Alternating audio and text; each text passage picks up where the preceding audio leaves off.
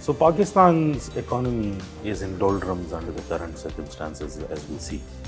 And obviously the economy is severely dented because our exports are not reaching the certain mark that are required, and also our imports are not requiring certain marks that are required. If you look at the statistics that are coming in from December, we see that Pakistan's current dollar revenue is about $6.7 billion, which is not even enough, to meet the $8.5 billion external debt that we have. So any amount of foreign currency exchange that is taking place as an outflow from Pakistan is going to cause severe damages to Pakistan's economy. So Pakistan's, economy is suffering just for the reason for two major factors. Number one is that we haven't been able to keep in par with the expectations of earning dollars, which is mainly dependent on our exports, and we haven't been able to control what other imports we require, so the outflow of dollar is taking place. Now imagine this as a situation in which your requirements in terms of buying certain products, which include tea, oil, or any other commodities that are required to be bought in dollars, because the foreign exchanges are mostly taking place in dollars. So if we do not meet the demands locally, you definitely have to import them. And where they are being imported, obviously that transaction is mostly taking place in dollars. And that is why you are buying them. That's one that's one of the situations in which the dollar is being flown out of the country.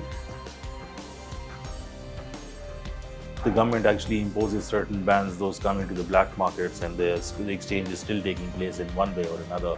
That probably is being smuggled out because the controls are not there. If your economy is in a regular, a normal flow, such smuggling should not mean much bigger damage than what it is considered to be right now. So obviously more stringent measures will be adopted over time in order to control this flow of dollar from going out of Pakistan because of the general economic situation that's developing within the country. Obviously it is taking, it is being smuggled into Afghanistan, and the custom laws over, borders, it still provides a certain kind of, ceiling to what is required, because it obviously allows about $10,000 to be taken along with oneself. But any amount higher than that is obviously, it's an offense under law, which has its own regulations attached to it. But when we say that dollars are only being smuggled to Afghanistan, I think that proposition is not completely correct. Obviously, dollars are being smuggled to Afghanistan. We'll speak to the FIA officials and the physical borders, the land borders that we have connected to Afghanistan. The number of recoveries that we have in the last year, probably more of them in the last quarter of the year, this amounts to about $4.2 billion of recoveries in more than 250 raids that have been conducted across Pakistan. The illegal economy, because there is no banking system that's available with Afghanistan, is one of the biggest problems. You cannot channelize money through regular banking systems over there, and that is why the illegal, hawala hundi channels in which money is being transported to Afghanistan for the sake of economy. So consider this as a circumstance in which one has to buy a certain product, because at the same time we are looking for increased border trade with Afghanistan and the Central Asian countries, as Afghanistan being the transit point. So whatever transactions are taking place, obviously majority of them are on an informal channel, because the rupee has not been static in its value, and that is why the dollar is considered to be one of those currencies in which a more reasonable trade value can be expected. That is why majority of the traders are relying upon that. Plus, our relationship with Afghanistan also plays quite a big part in it. If they allow certain products have already been allowed to be imported and exported with the PKR, but obviously those amounts are much smaller than what is required. When we speak to officials, and considering the magnanimity on how dollars are being smuggled out of Pakistan via the land borders in Afghanistan, we see that one single raid in which travelers or money peddlers, as we call them, or money mules, they have a certain belt attached to their body which is known as the cash belt, and they've been loading dollars into it. So one single incident in Peshawar in which a raid was conducted, in which one person was apprehended, he had about $1 million in cash attached to his body that were physically being transferred as him being the mule, transferring them into Afghanistan. But obviously that's just the tip of the iceberg.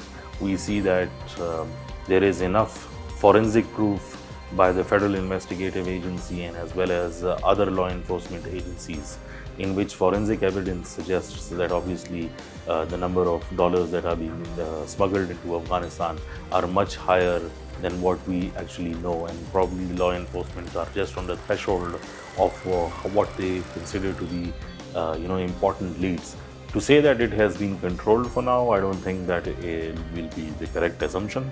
But obviously, it's not just Afghanistan. The problem is much bigger than that. We have coastal routes as well as a larger black market economy that obviously is involved in smuggling out dollars from Pakistan.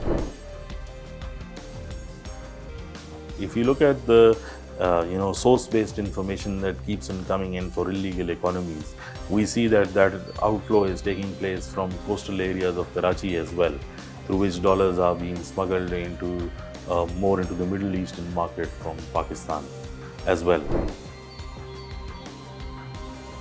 I think that majority of the dollars are being hoarded as well for its certain statutory value that it has.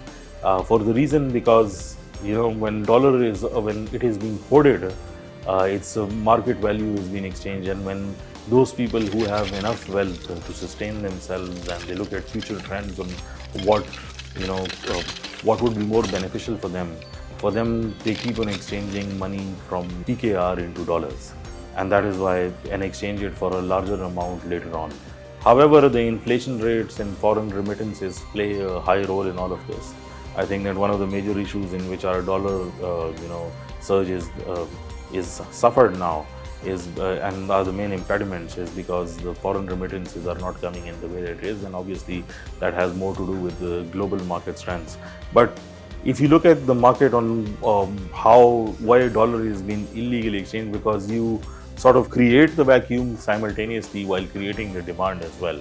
So while the interbank rate of the dollar might be somewhere between 230 to 235 depending on what day we are speaking about, the open market rate actually exceeds 250, and obviously majority of this transaction is taking place in open market, so that those people who have hoarded the dollar or have a certain command over controlling the flow of dollar are getting much higher values. For the country it might be disastrous, but for certain elites and people involved in illegal transactions as well as hoarding dollars, obviously this seems to be a much higher value for them. I think there are ways in which it can be controlled, but it is almost impossible to say that it will be stopped 100%. And I think one of the biggest problems in it is our legal framework, because obviously our legal framework is to deal with normal circumstances. Once a country is suffering an economic crunch, plus you have almost 6 borders with Afghanistan, and there are several illegal passageways as well in which this can be conducted, and you have a coastal highway in Karachi as well. You cannot check every ship and cargo or every container that is fruits and vegetables that are being carried in. So I think it will be not 100% possible to be able to control the dollar smuggling, but obviously certain legal legislations within the custom acts as well as certain strict measures on border control and a crackdown on illegal markets will definitely bear some kind of solution for Pakistan. However, it is not completely possible to stop the dollar flows.